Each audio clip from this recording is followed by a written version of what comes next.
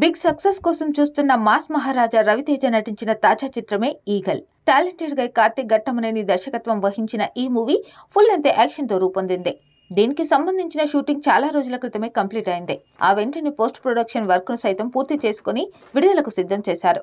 రవితేజ నటించిన ఈగల్ మూవీని ఈ ఏడాది సంక్రాంతికి విడుదల చేయాలని అనుకున్నారు. కానీ అప్పుడు సాధ్యం కాకపోవడంతో ఫిబ్రవరి 9వ తేదీన ఈ చిత్రాన్ని రిలీజ్ చేస్తున్నట్లు అనౌన్స్ చేశారు. ఇక దీనికి సమయం దగ్గర పడడంతో ఈ మూవీ యూనిట్ ప్రమోషన్ కార్యక్రమాలను స్పీడ్ గా సాగిస్తుంది. ఇలా ఇప్పటికే ఎన్నో ఈవెంట్లను కూడా నిర్వహించింది. పూర్తి స్థాయి యాక్షన్ తో రూపొందిన ఈగల్ మూవీ విడుదలకు సమయం దగ్గర పడడంతో తాజాగా ఈ చిత్రాన్ని రవితేజ స్పెషల్ స్క్రీనింగ్ లో వీక్షించాడు. ఈ విషయాన్ని చిత్ర యూనిట్ సోషల్ మీడియా ద్వారా వెల్లడించింది. అంతేకాదు, ఫస్ట్ కాపీని చూసిన తర్వాత అతడి రియాక్షన్ ఏంటో చూపించేందుకు ఓ వీడియోను కూడా షేర్ చేసింది.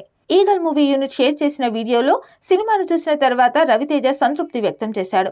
దర్శకుడు కార్తిక్ ను హత్తుకున్న అతడు నేను చాలా సంతృప్తిగా ఉన్నాను అని రివ్యూ ఇచ్చేశాడు.